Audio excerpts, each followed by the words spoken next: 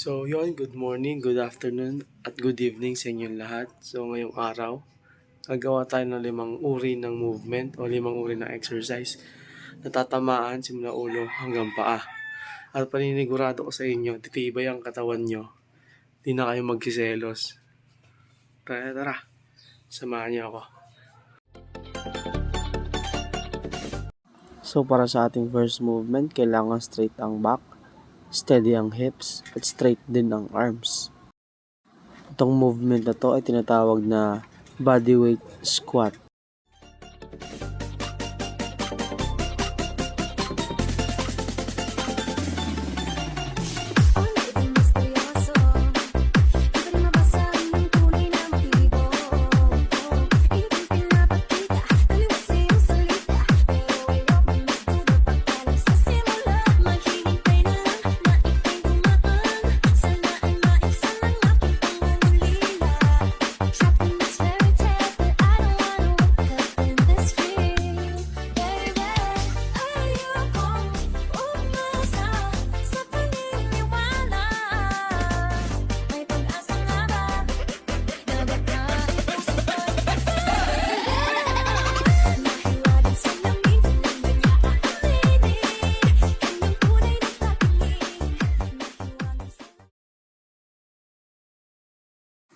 At sa ating second movement, ang isa nating paa ay hakbang natin pa 90 degrees at gagawa tayo ng twisting movement.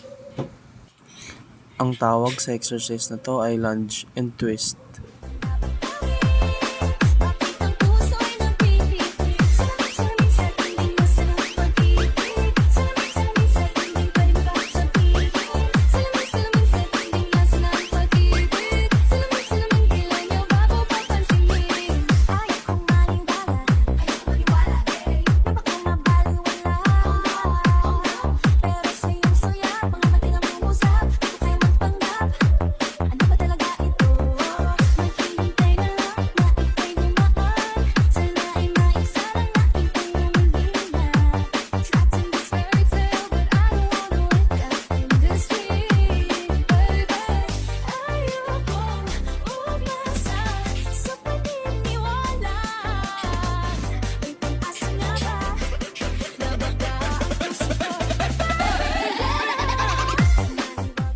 Para sa ating pangatlong movement, kailangan ng paa ay magkadikit, ang back ay straight ulit, ang elbows natin ay nagko-form na 90 degrees, at ang hands natin ay shoulder length.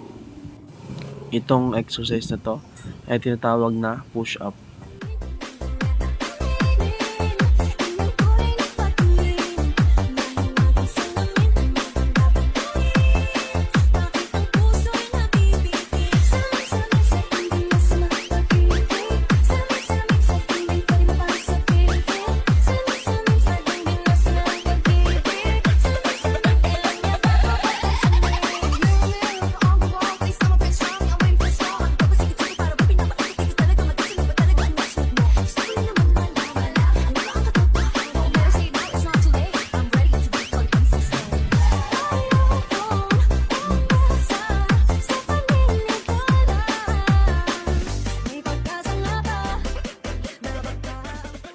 At sa ating pang-apat na exercise, kailangan steady ang hips at i-bend natin yan.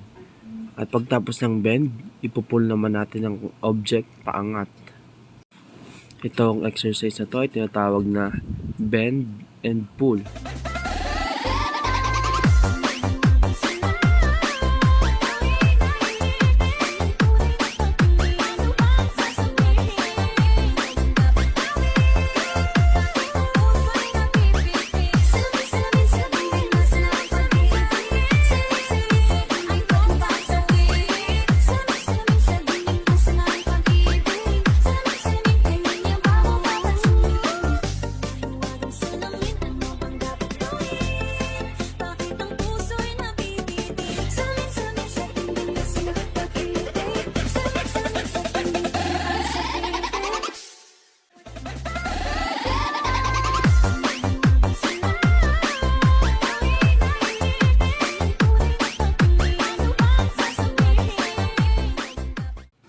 Para sa ating Last movement, kailangan nakataas ang isang paa at naka-straight ang arms.